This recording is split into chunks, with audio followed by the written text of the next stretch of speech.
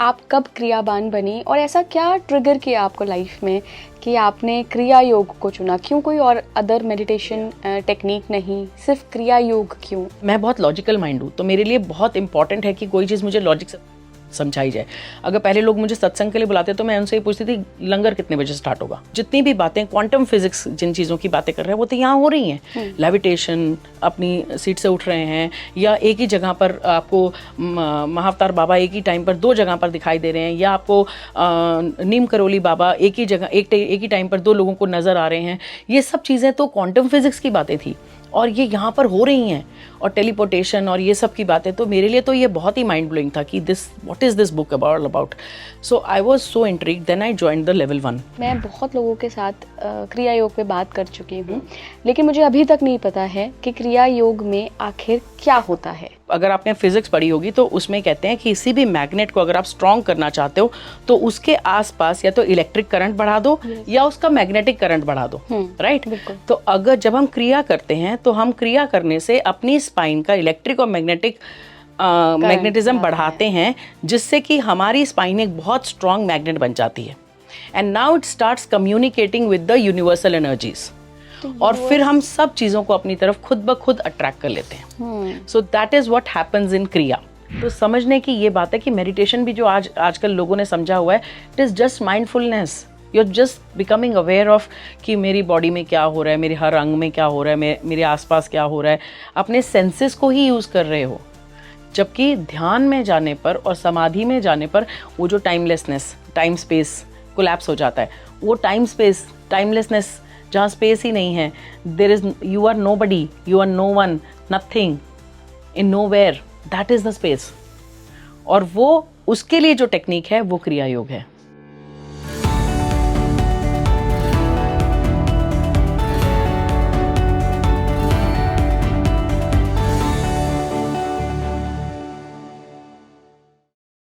नमस्कार भारत, आप देख रहे हैं स्पीकिंग ट्री। मैं हूं आपके साथ इला गोस्वामी।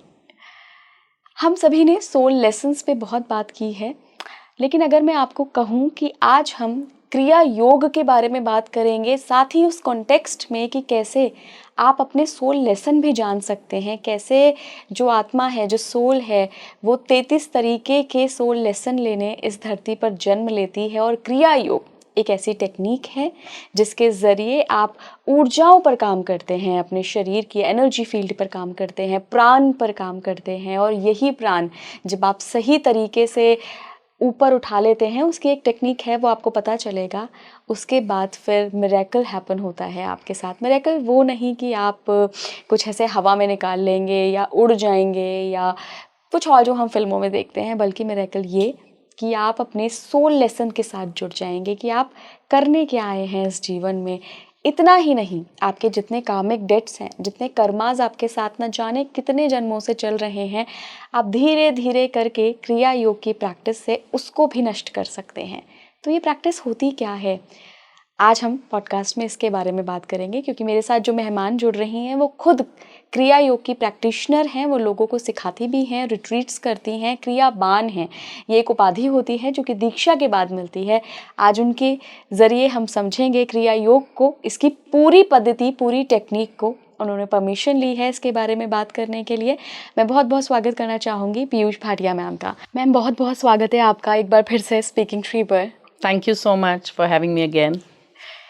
मैम, पिछली बार जब हमने बात की थी तो क्रिया योग पे मैं बात करना चाह रही थी, लेकिन आपको परमिशन नहीं थी, पर अब आपके पास वो परमिशन है। तो आज हम क्रिया योग को समझेंगे क्रियाबान की नज़र से कि आखिर ये क्रिया योग जिसका पूरी दुनिया बात कर रही है, ये है क्या, मेडिटेशन से कैसे अलग है, और सबसे बड़ी बात, ट्रांसफॉर्मेशन कैसे होता है इसके ज़रिए। Right, okay. सो इला, आज हम बहुत बड़े टॉपिक पे बात करने वाले हैं और इसके बारे में ना बहुत सारे मिसकंसेप्शंस हैं।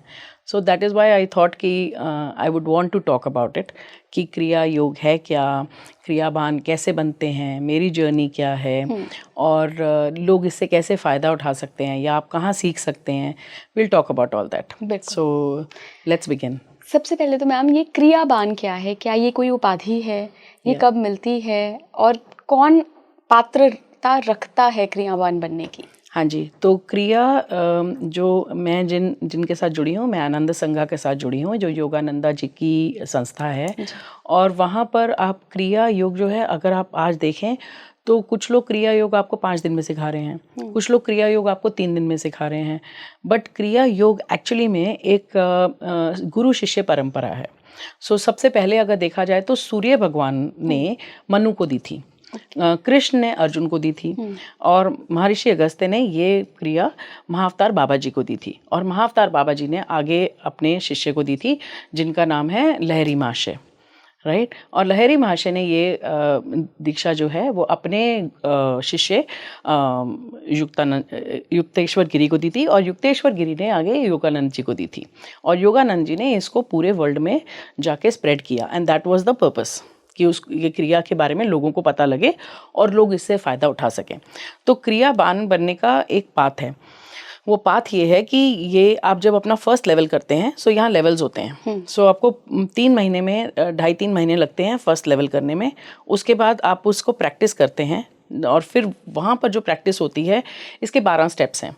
सो फिर वो जो प्रैक्टिस है वो आप फिर नेक्स्ट राउंड में आते हैं, नेक्स्ट लेवल पे आते हैं जो लेवल 2 है। लेवल 3 में आप जाते हैं, वहाँ पर आप मानते हैं कि आप शिष्य बनने को तैयार हैं, राइट, आप डिसाइपलशिप के लिए तैयार हैं। और लेवल 4 में फिर आपको क्रिया की दीक्षा दी जाती है जब आप क्रियाबान बनते हैं। तो क्रिया सीखने के लिए ये आपको 12 स्टेप्स सीखने होते हैं, जो आपको ये पूरे 8-9 महीने का एक प्रोसेस है जिसमें आपको ये स्टेप सीखने को मिलते हैं, और तब आप जाकर आप क्रिया की दीक्षा मिलती है। क्रिया आपको एक गुरु आपको इनिशिएट करता है, फिर आपको क्रियाबान की उपाधि मिलती है, और आप क्रिया को प्रैक्टिस करना शुरू करते हैं। So it's a very very sacred thing. बिल्कुल बिल्कुल, मुझे भी लगता है ये बहुत सेक्रेड थिंग्स हैं। यस मैम, आपकी जर्नी कैसे शुरू हुई? आप कब क्रियाबान बनी, और ऐसा क्या ट्रिगर किया आपको लाइफ में कि आपने क्रिया योग को चुना? क्यों कोई और अदर मेडिटेशन टेक्निक नहीं, सिर्फ क्रिया योग क्यों? ओके, सो मेरी जर्नी बहुत इंटरेस्टिंग रही है। मैंने रिजेक्ट कर दिया था। So my husband was very inclined. So ऐसा कहा जाता है कि योगानंदा जी की जो किताब है ऑटोबायोग्राफी ऑफ अ योगी, वो ज़्यादातर लोग खरीदते नहीं हैं, वो गिफ्ट के तौर पर आती है। तो हमारे घर में भी एक दिन ये किताब गिफ्ट के तौर पर आई, और मेरे हस्बैंड ने इसे पढ़ना शुरू किया, and he found it so intriguing. तो उन्होंने मुझे भी बोला कि पढ़ो, तो मैंने उस किताब को पढ़ना शुरू किया, और उसकी इंग्लिश बहुत हार्ड है, this a very hard English, you know. तो स्टार्टिंग में उसको पढ़ते हुए ऐसा लगता है जैसे स्टेट्समैन का पेपर पढ़ रहे हो। अगर आपको याद हो तो वो बहुत ही गुड इंग्लिश में आता था, लैंग्वेज में भी है वो। सो it is very different language. तो मेरे लिए बहुत डिफ़िकल्ट हो रहा था उसको पढ़ना। तो फिर धीरे धीरे मैंने उस किताब को बंद कर दिया कि मुझसे नहीं होगा। तो विकास ने लेवल 1 ज्वाइन किया, और वो भी बड़ा इंटरेस्टिंग था कि उन्होंने किताब को पढ़ने के बाद उनके दिमाग में आया कि कहाँ होता है, मुझे भी सीखना है, मुझे भी क्रिया योग सीखना है। एंड यू नो, जैसे when the student is ready the teacher appears, तो उसी तरीके से एक दिन न्यूज़पेपर में आर्टिकल आ गया कि उनका लेवल 1 हो रहा है, और वो कुदरती वो हो भी हमारे ही शहर में रहा था, फरीदाबाद में। So he joined and he just loved it, और उन्होंने वहाँ से अपनी प्रैक्टिस शुरू की, और उन्होंने बड़ी कोशिश की कि मैं लेवल 1 में आ जाऊँ।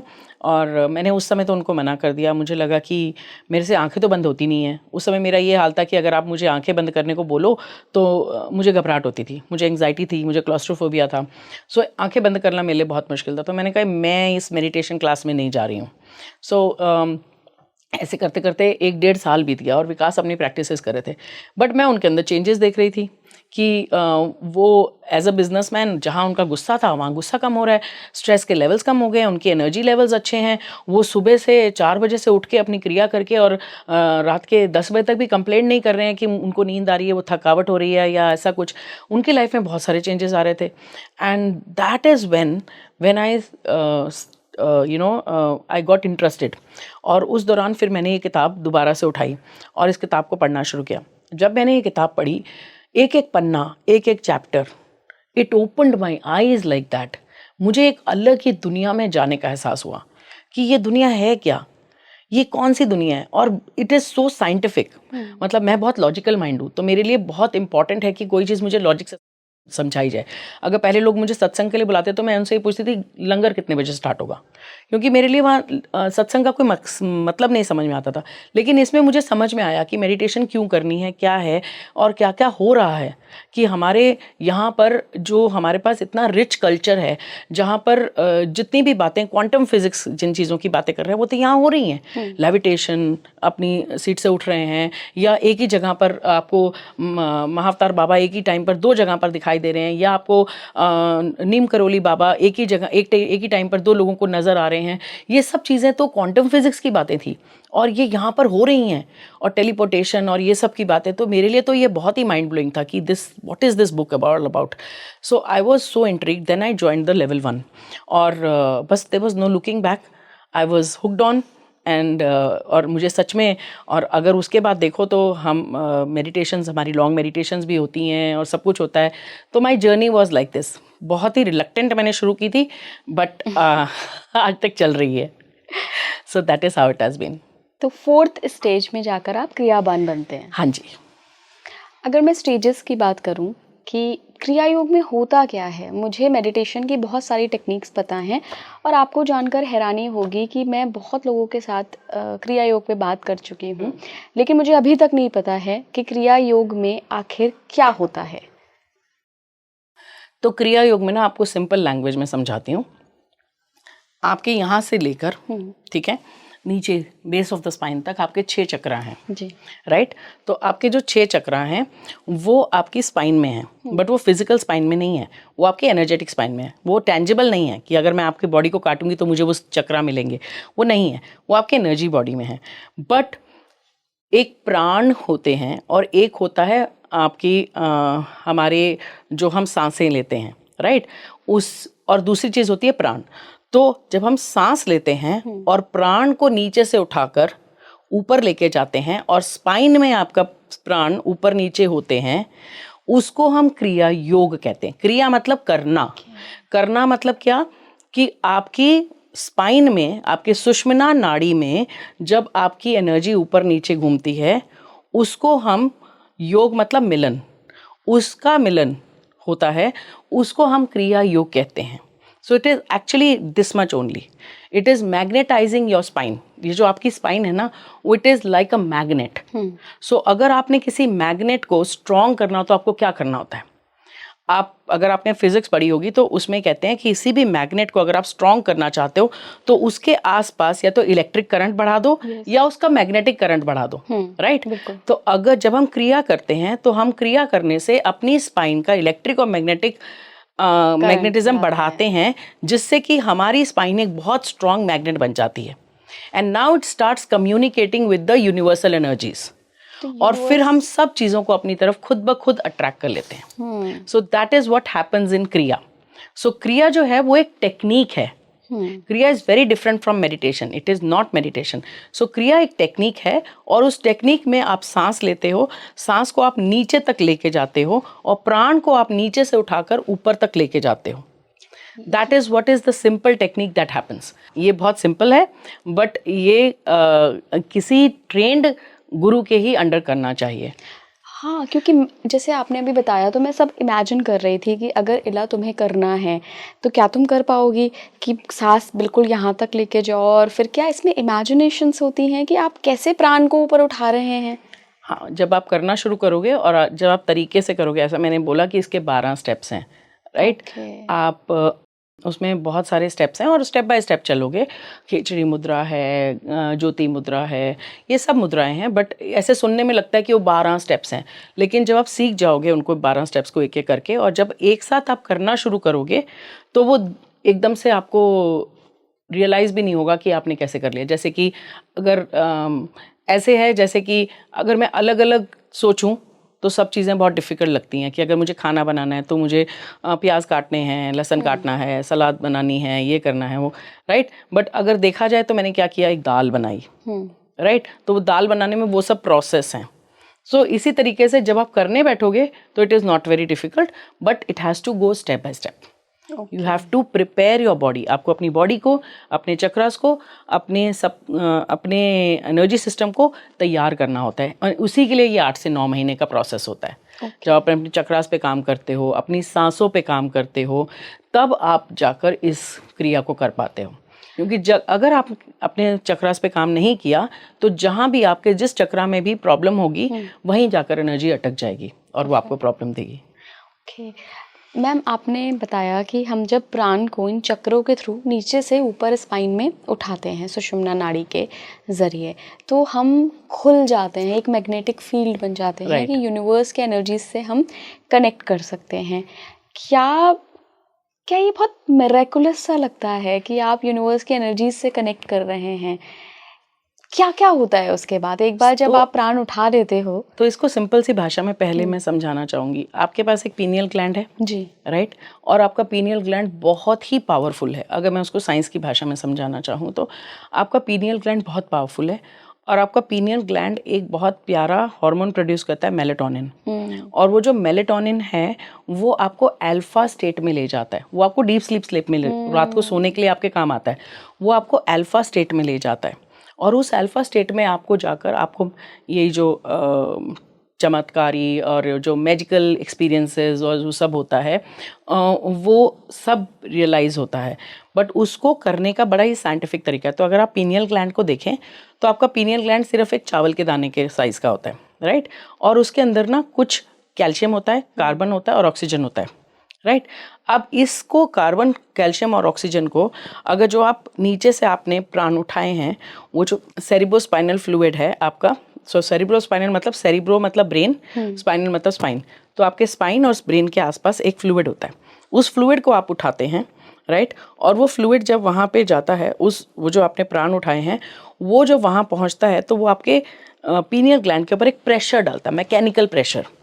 जब वो मैकेनिकल प्रेशर डालता है तो एक इलेक्ट्रिक और मैग्नेटिक फील्ड प्रोड्यूस होता है, which actually produces a melatonin, और वही मेलेटोनिन जो है DMT में प्रोड्यूस होता, चेंज होता है, जो आपकी बॉडी में एक वो जो मैजिकल एक्सपीरियंस, वो जो आपको अल्फा स्टेट में ले जाता है, वो एक्सपीरियंसेस आपको तब होते हैं। सो इट्स वेरी साइंटिफिक, ये कोई होकस पोकस नहीं है, ये कोई मैजिक नहीं हो रहा है, it is very very scientific. आप बंद लगाते हैं अपने नीचे के उनको बंद लगाते हैं, स्क्वीज़ करते हैं नीचे के पार्ट्स को, और जब आप इसको उठाते हैं तब ये एनर्जी ऊपर जाती है और आपके पीनियल ग्लैंड को प्रेशर डाल के इसको पीजो इलेक्ट्रिक इफेक्ट कहा जाता है फिजिक्स में। आप मूल बंद की बात कर रहे हैं? हाँ, तो it is very very scientific. कुछ भी इला इसमें कुछ भी ऐसा नहीं है जो साइंस एक्सप्लेन ना कर सकती हो।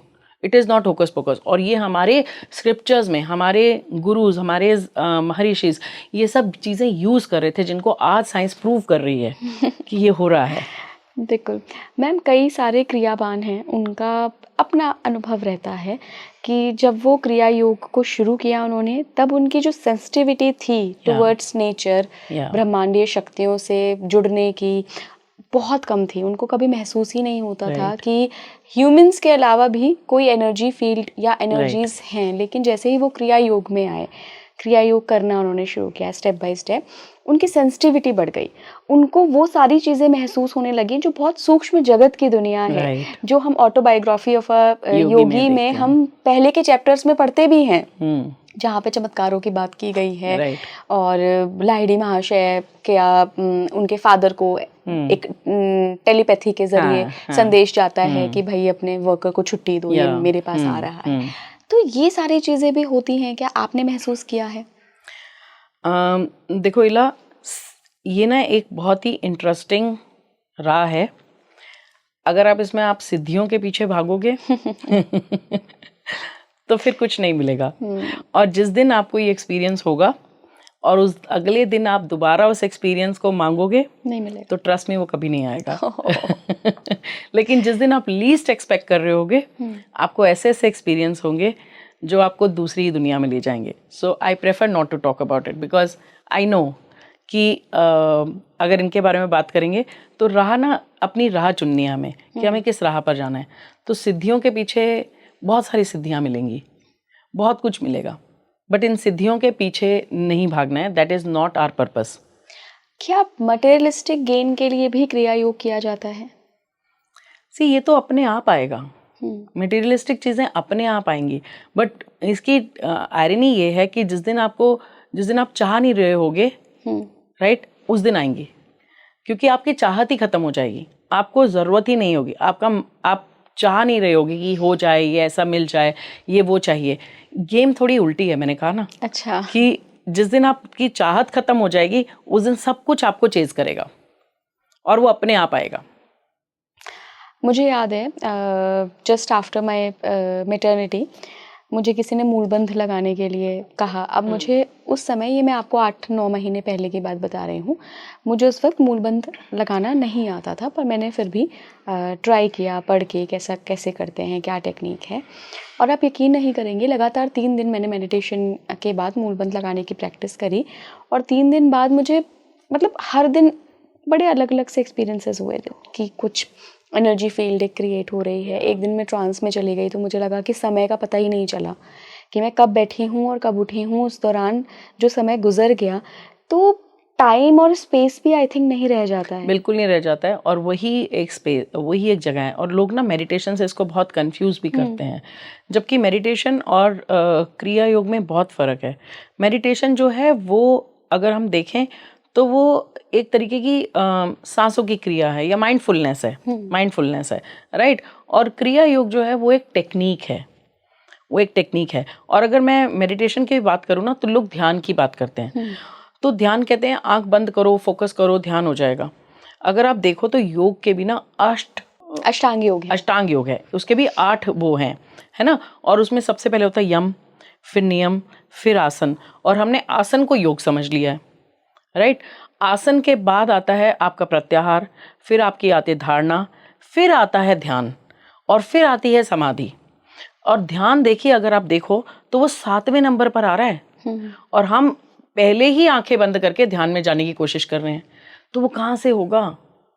तो समझने की ये बात है कि मेडिटेशन भी जो आजकल लोगों ने समझा हुआ है, it is just mindfulness. You are just becoming aware of कि मेरी बॉडी में क्या हो रहा है, मेरे हर अंग में क्या हो रहा है, मेरे आसपास क्या हो रहा है। अपने सेंसेस को ही यूज़ कर रहे हो। जबकि ध्यान में जाने पर और समाधि में जाने पर वो जो टाइमलेसनेस, टाइम स्पेस कोलैप्स हो जाता है। वो टाइम स्पेस, टाइमलेसनेस, जहाँ स्पेस ही नहीं है, there is, you are nobody, you are no one, nothing, in nowhere, that is the space. और वो उसके लिए जो टेक्निक है वो क्रिया योग है। क्या ये स्पाइन वाले चक्र वही चक्र हैं जो हम जिनकी बात करते हैं, मूलाधार? हाँ जी, से शुरू मूलाधार से शुरू के सारे, यस। तो 6 चक्रास। तो सीधी सी बात है, जब आप नीचे बैठते हैं और आप नीचे से अपने बंध लगाना, दोनों बंध लगाते हैं, और उसके बाद आप एनर्जी को उठाते हैं, और वो जो एनर्जी है आपको फोकस यहाँ पर करना है। सो यहाँ पर फोकस करते हुए आप एनर्जी को उठाते हैं, और उसके बाद आप थोड़ी देर तक उसे वहाँ रोक कर फिर आप सांस को छोड़ते हैं, right. That is the process. और फिर आप नाक से सांस लो और मुंह से छोड़ो, उससे कोई फ़र्क नहीं पड़ता, लेनी आपको नाक से है या मुंह से लेनी है, खेचरी मुद्रा में। Okay, that is how it happens. Ma'am, transformation भी होता है एक क्रियाबान का। यस। ये ट्रांसफॉर्मेशन क्या होता है? तो सबसे पहले ये कहा जाता है कि जब हम क्रिया करते हैं, क्रिया योग करते हैं, तो हमारे गुरुज ये कहते हैं कि हमारे कर्मा जलते हैं। सबसे आसान तरीका है, अगर आपने अपने कर्मों को ख़त्म करना है तो उसको करने का सबसे आसान तरीका है क्रिया योग। तो क्रिया करने से एक तो आपके कर्मास का बर्न होते हैं, और दूसरा आपकी इमोशनल वेलबींग, आपकी मेंटल वेलबींग, क्योंकि आप इतने बड़े मैग्नेट बन गए तो आपका आपकी मैनिफेस्टेशन उस लेवल की होती है।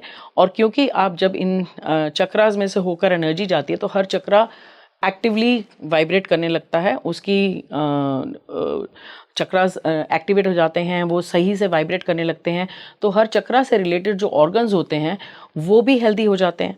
एक और चीज़ होती है, जब भी आप क्रिया करते हो तो आपकी आयु लंबी होती है। उसके 2 कारण हैं, क्योंकि देखो, हम सबको कहा जाता है कि हमारी सांसें गिनी हुई आती हैं। तो जब हम क्रिया योग कर रहे हैं तो क्रिया योगी जो हमारे गुरुज थे वो तो बहुत देर तक के लिए अपनी सांस को रोक लेते थे, राइट। मगर हम क्रिया में भी अपनी सांसों को रोक रहे हैं, तो हम रोक कर अपनी सांस को स्लो कर रहे हैं, बिल्कुल धीमा कर रहे हैं। तो हम सांसों को कम कर रहे हैं, कम ले रहे हैं, तो हमारी उससे भी उम्र लंबी होती है। और दूसरा एक और चीज़ जो साइंटिफिकली है कि हमारे जो क्रोमोसोम्स हैं, हमारी जो बॉडी में क्रोमोसोम्स हैं, उनके एंड में एक फीते में जैसे वो लगा होता है ना, वो एक प्लास्टिक का लगा होता है, उसी तरीके से हमारे हर क्रोमोसोम के एंड में टेलोमेयर्स होते हैं।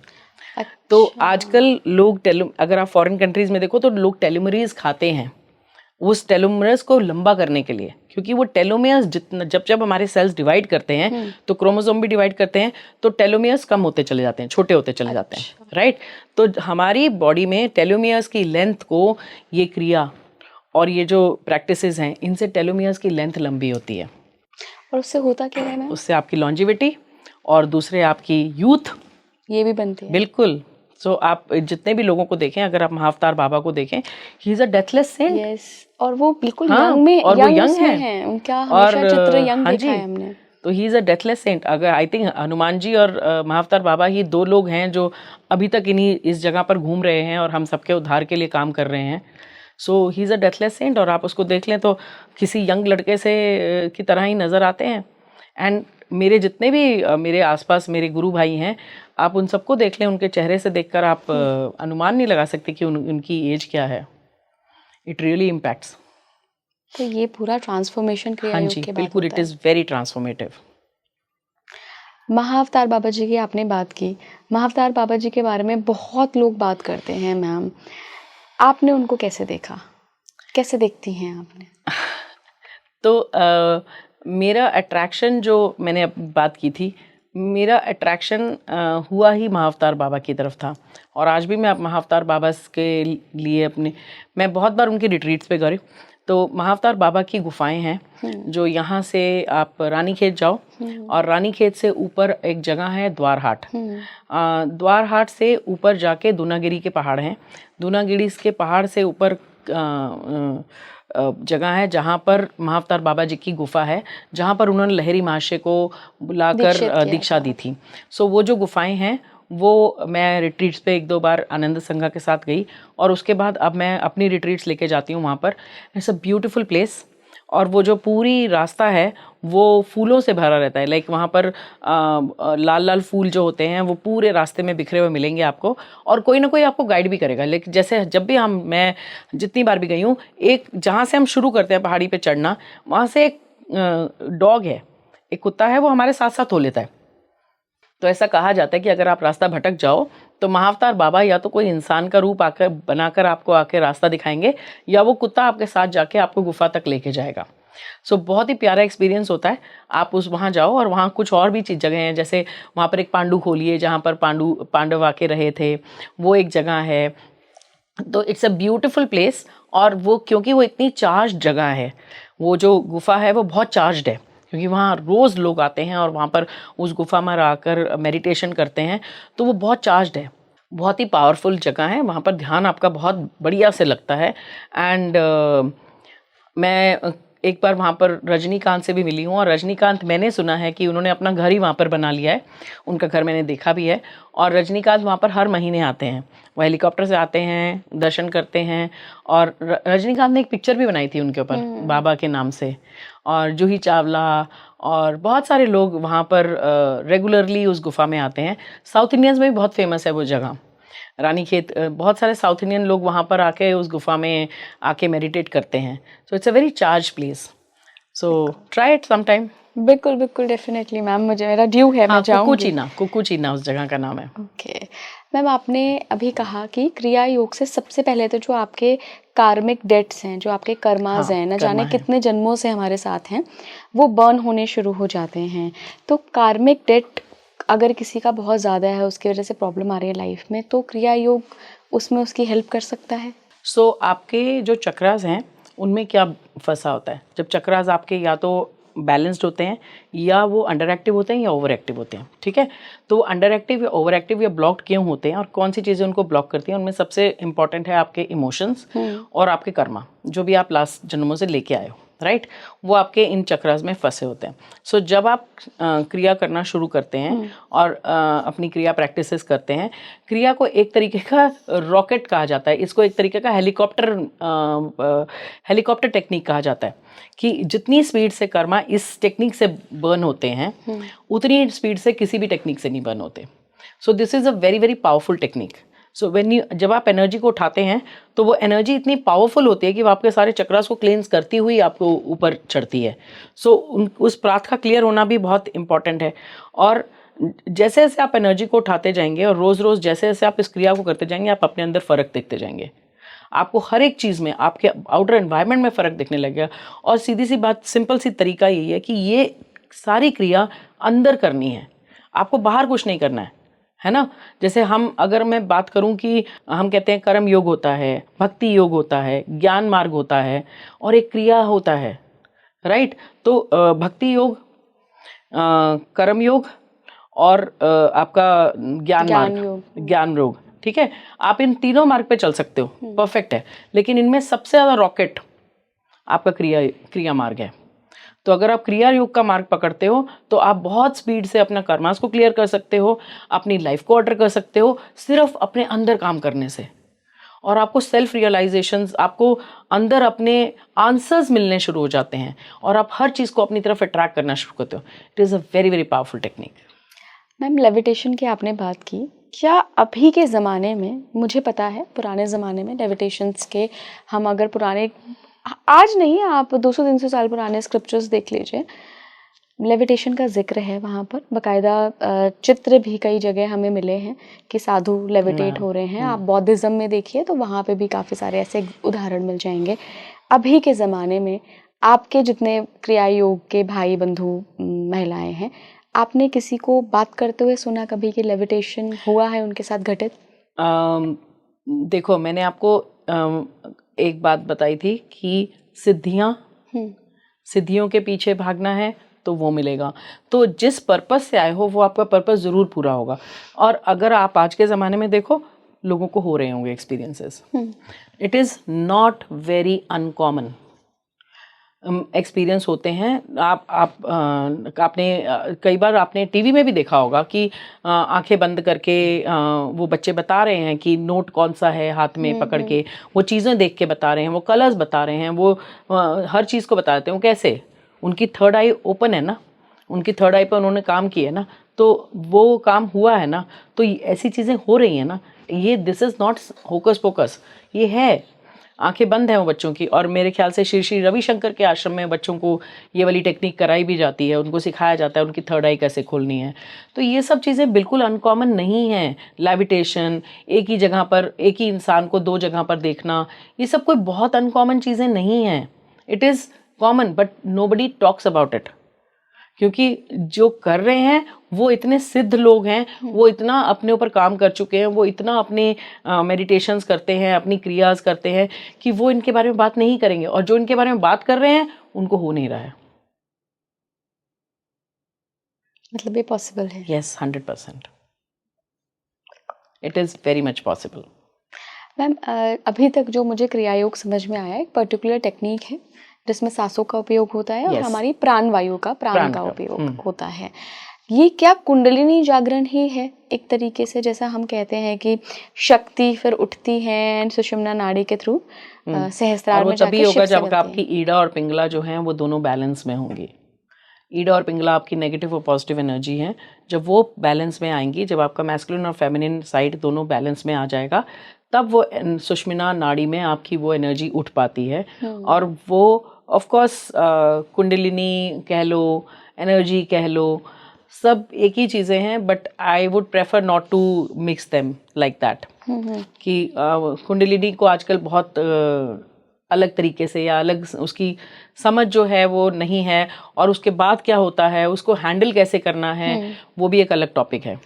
मैम, ऐसा कहा जाता है कि जैसे ही कुंडलिनी राइज होती है, चाहे वो हम क्रिया योग से करें या किसी और टेक्निक से करें, आपके साथ कुछ फिजिकल और कुछ इमोशनल और कुछ मिस्टिकल सिम्टम्स होते हैं. तो जब क्रिया योग के थ्रू हम कुंडलिनी राइज करते हैं, शक्ति को ऊपर की तरफ लेकर जाते हैं, तब क्या अचानक से वो ट्रांसफॉर्मेशन, वो एक्सपीरियंसेस महसूस होते हैं?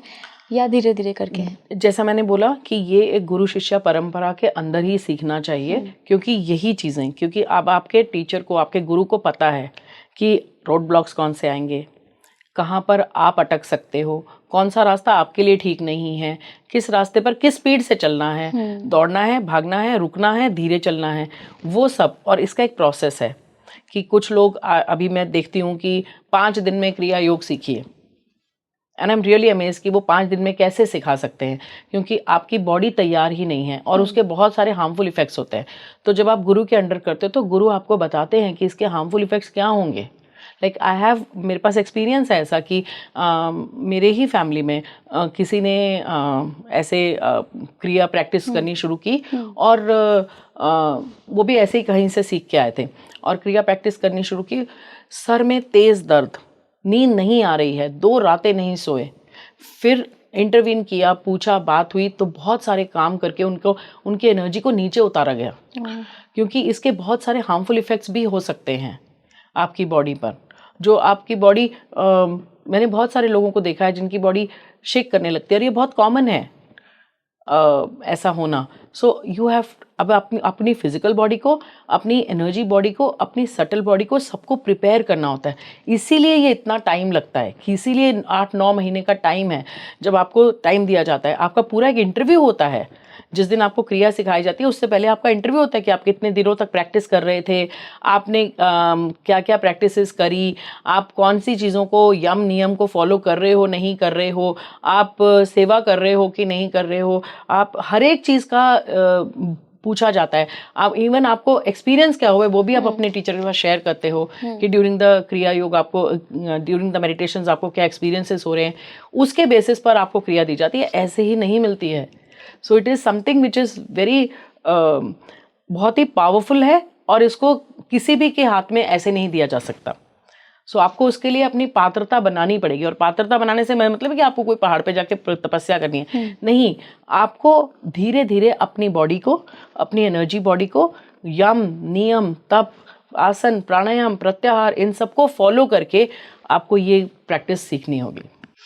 एक सवाल मैम जो अक्सर मेरे मन में भी आता है, और मुझे लगता है कि जो भी स्पीकिंग ट्री की ऑडियंस है अभी तक वो इतने इवॉल्व हो गए हैं स्पिरिचुअलिटी में कि उनके दिमाग में भी आता होगा, और बहुत बहुत अनकॉमन सा सवाल है, जनरली लोगों के जहन में नहीं आता है कि हम क्या कर रहे हैं यहाँ पे, हमको क्यों भेजा गया है। ऐसा नहीं हो सकता कि आपको सिर्फ बिजनेस करने के लिए भेजा गया हो, या नौकरी करने के लिए भेजा गया हो, या बच्चे पालने के लिए भेजा गया हो। आप आए हैं तो कोई पर्पस लेके तो आए हैं। आप कहीं और भी जन्म ले सकते थे, कुछ और भी बन सकते थे, कोई जानवर बन सकते थे, पर क्यों आए हैं हम यहाँ? हम सबका एक ही पर्पस है, हम सब यहाँ पर, सीधी सी बात है, हम सब यहाँ पर लेसन सीखने आए हैं, हम सब अपने आप को अपग्रेड करने आए हैं। हम सब चाहते हैं कि हम मोक्ष की प्राप्ति हो, और एज अ सोल हम मोक्ष चाहते हैं, और मोक्ष को प्राप्त करने के लिए हमें 33 सोल लेसन सीखने हैं। वो 33 सोल लेसन जो हैं वो हमें सीखने के लिए स्कूल जाना पड़ेगा, और वो स्कूल कहाँ है, वो अर्थ है। तो हमें धरती पर आए हैं, ये हमारा स्कूल है, यहाँ हमारे टेस्ट हो रहे हैं, लोग आ रहे हैं, हमें हमारे को दुख दे रहे हैं, तकलीफ़ दे रहे हैं, हमें तंग कर रहे हैं, ताकि हम अपने लेसन सीख सकें। सो ये सब टेस्ट हो रहा है हमारा, तो हम अपने टेस्ट दे के और अपना लेसन सीख रहे हैं। और टेस्ट क्या है? टेस्ट हमारे ये हैं कि समझ लो आपने सेल्फ लव का लेसन सीखना है, तो दुनिया आपको क्या देगी?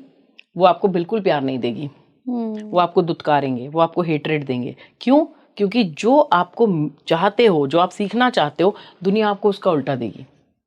सो दुनिया आपको उसका उल्टा दे रही है, और आपको अपना लेसन सीखना है, और फिर आप कह रहे हो कि मैं कैसे फॉरगिव करूं इन सबको? आपने ही तो साइन अप किया था, आपने ही तो कहा था कि मैं फॉरगिवनेस का लेसन सीखना चाहती हूँ, तो फॉरगिव किसको करोगे? जो आपको तंग करेगा। तो लेसन आपका है, सीखने आप आए हो, और यही हमारा सोल पर्पस है। और अगर देखा जाए उसको, अब लोग नेक्स्ट सवाल ये पूछते हैं, तो अगर हमारा यही सोल पर्पस है तो हम इस दुनिया में जिए कैसे? तो मेरा सिर्फ एक ही चीज़ होती है कि हम इस दुनिया में, क्योंकि हमें सिर्फ ये मालूम है कि मैं इस दुनिया में आई हूँ, और मुझे नहीं पता कि मेरा लेसन क्या है, अभी तक मुझे समझ में नहीं आया, तो मेरा सिर्फ एक ही चीज़ को पकड़ लेना चाहिए, और वो है कि इस समय जहाँ भी हूँ मैं लाइफ को जॉय में रहूँगी, लाइफ को इनजॉय करूँगी, EN नहीं IN। तो मैं लाइफ को अंदर से जॉयफुली इंजॉय करूँगी कि भाई मुझे ये मौका मिला है, इस दुनिया में आने का। क्योंकि जब मैं ऊपर जाऊंगी ना तो सबसे पहले जो भगवान जी मिलेंगे तो वो क्या पूछेंगे, कैसा था स्वर्ग? तो फिर मैं बोलूँगी नहीं, स्वर्ग यहाँ है, नहीं वही स्वर्ग था। उन्होंने बॉडी दी, उन्होंने इतना सुंदर शरीर दिया, इतने सुंदर रिश्ते दिए, इतनी प्यारी सुंदर खूबसूरत दुनिया में भेजा। ये स्वर्ग था जिसको हमें भोग के आना था। और हम क्या कर रहे हैं, उस स्वर्ग का इंतज़ार कर रहे हैं। स्वर्ग वहाँ नहीं है, स्वर्ग यहीं है। तो हमारा पर्पस है, हम यहाँ आए हैं, इसको एंजॉय करें, अपने लेसन सीखें और अपने लेसन्स के साथ साथ अपने आप को अपग्रेड करें, हर एक सिचुएशन में न्यूट्रल रहें। इस पोलैरिटी की दुनिया में आए हैं, कहाँ से आए हैं? सिंगुलैरिटी से निकले ना, उस एक शिव से निकले, सिंगुलैरिटी से, शिव से निकलकर इस पोलैरिटी में आए जहाँ पर राइट रॉन्ग गुड बैड सुंदर असुंदर काला सफ़ेद सब है, राइट। अब इस सिंगुलर पोलैरिटी में रहते हुए न्यूट्रल कैसे रहना है, क्योंकि ज़िंदगी तो ऐसे भी जाएगी ऐसे भी जाएगी। अब जब मैं यहाँ हूँ तो मैं तब मैं सोच रही हूँ कि मैं नीचे नहीं आऊँगी, जब मैं नीचे हूँ तो मैं ऊपर जाने का सोच रही हूँ। तो न्यूट्रल रहना है, that's the whole purpose, that is the whole purpose. सीखना सिर्फ ये है कि ज़िंदगी ऊपर नीचे जाए, हम न्यूट्रल कैसे रहें। जिस दिन हम न्यूट्रल रहना सीख लेंगे, हमने लेसन सीख लिया, अपने आप अपग्रेड हो जाएंगे, नेक्स्ट लेसन की तैयारी करेंगे। तो क्या मैम एक क्रियाबान को ये सोल पर्पस रिवील हो जाता है? ऑफ कोर्स, हम जब क्रियाबान की प्रैक्टिसेस करते हैं उस दौरान जब हमारी ये 9 महीने की बुक, तो बहुत सारी बुक्स पढ़ते हैं, बहुत सारा लिटरेचर है जिसके बारे में आप पढ़ते हैं, प्लस आप जाते हैं सेंटर पे, वहाँ पर सत्संग होते हैं, वहाँ आपको ज्ञान दिया जाता है। तो ये सब चीज़ें जो हैं वो आपको एक्चुअली आपकी इंटरनली आपकी अंदर के चक्षु खुल जाते हैं। सो आपको समझ में आ जाता है कि मेरा लाइफ का पर्पस है क्या, मैं यहाँ क्यों हूँ। सो आप उस पाथ की तरफ और आप मतलब ऐसे कह सकते हो कि अपने पर्पस के और पास चले जाते हो। और of course it really helps.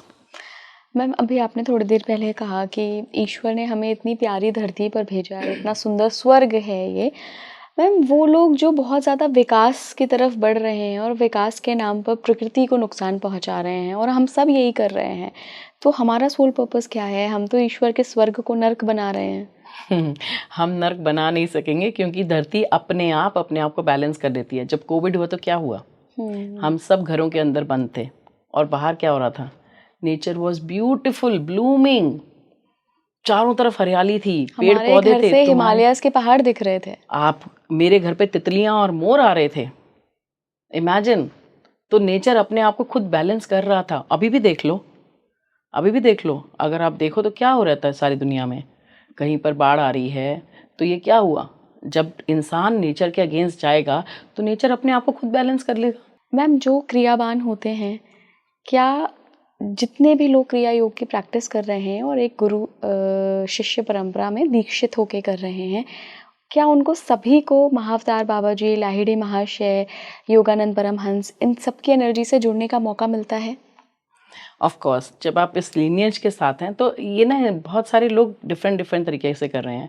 तो जब महाअवतार बाबा ने ये दीक्षा लहरी महाशय को दी, आपने स्टोरी सुनी होगी कि जी। उन्होंने उनको बुलाया वहाँ पर किस तरीके से, और उनको महल भी दिखाया सोने का, और उनकी सारी इच्छाएं ख़त्म करी, और फिर उनको ये भी बोला कि तुम गृहस्थ में रहते हुए, क्योंकि ऐसा नहीं लगना चाहिए कि ये क्रिया जो है वही लोग कर सकते हैं जो पहाड़ों पे या सन्यासी हैं। गृहस्थ में रहते हुए आप क्रिया कैसे कर सकते हो और इस पाथ पर कैसे चल सकते हो, वो एक बहुत बढ़िया एग्जाम्पल था लहरी महाशय जी।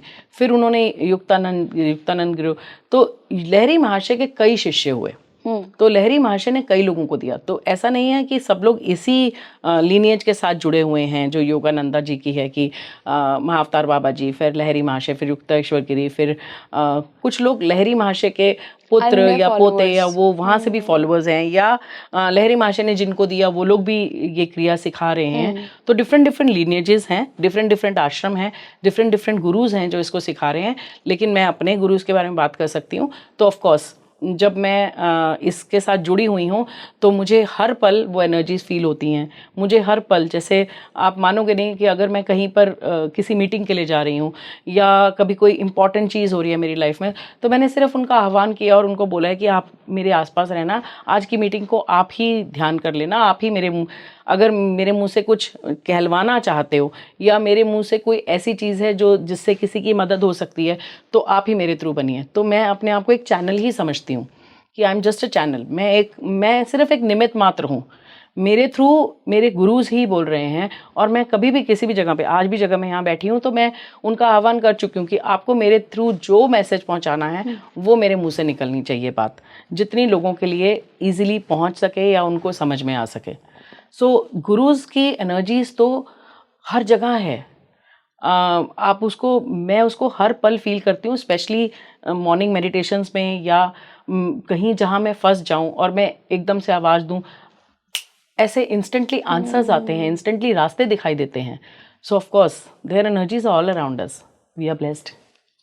हम सभी ब्लेस्ड हैं कि हम हिंदुस्तान, भारत की धरती पर पैदा हुए हैं। अपने आप में तो सबसे बड़ी ब्लेसिंग यही है। एग्जैक्टली। और इतने सारे ऋषि मुनि हुए हैं, इतने सारे लोग हुए हैं जिन्होंने हमें इतनी प्यारी प्यारी चीज़ें दी हैं जो आज वेस्ट से जाकर हमारे लिए पैकेज होके वापस आ रही हैं और फिर हम उनको करने की कोशिश कर रहे हैं। लेकिन ये सब हमारे यहाँ अवेलेबल है, लेकिन ओनली सिर्फ फ़र्क इतना है कि वहाँ पर उन्होंने लॉजिकली एक्सप्लेन करके वो चीज़ें हमें वापस हमारी तरफ मोड़ दी हैं। तो लॉजिक हमारे दिमाग को जल्दी समझ में आता है, तो हम उसको समझ पा रहे हैं। बिल्कुल मैम, और आपने भी क्रिया योग को बिल्कुल लॉजिकल अंदाज में ही आज हमारे दर्शकों को समझाया है। बहुत बहुत धन्यवाद आपका कि आपने ये जानकारी शेयर की। Thank you so much. आखिर में आपसे सभी से बस यही कहना चाहूँगी, जैसा मैम ने बोला कि हमारे ही नॉलेज को और हमारे ही ज्ञान को, हमारे ही तरीक़ों को अलग तरीके से पेश किया जा रहा है। उससे बेहतर ये है कि अगर आप भारत में हैं, भारतीय हैं, तो गर्व करिए अपने भारतीय होने पे और हमारे यहाँ जो आध्यात्मिक संस्कृति अभी तक बरकरार है उसके साथ जुड़िए। ज़रूरी नहीं है कि आप क्रिया योग के साथ ही जुड़िए, आप कोई भी पद्धति के साथ जुड़ सकते हैं, लेकिन जिसके साथ भी आप कनेक्ट हो रहे हैं पूरी शिद्दत और पूरे सरेंडर के साथ होइए, चाहे वो क्रिया योग है, चाहे कोई भी मेडिटेशन, ध्यान की तकनीक हो। आज का जो हमारा पॉडकास्ट था वो क्रिया योग पे आधारित था। आपने सब कुछ जान लिया। हालांकि बहुत सारे अभी भी ऐसे पॉइंटर्स हैं जो दीक्षित होने के बाद ही पता चलते हैं। हर एक पद्धति की लिमिटेशंस होती हैं। मुझे बहुत अच्छा लगा ये पॉडकास्ट सुनकर और सारी टेक्निक्स जानकर। आपको कैसा लगा कमेंट बॉक्स में मुझे बताइएगा। जुड़े रहिए स्पीकिंग ट्री के साथ। नमस्कार।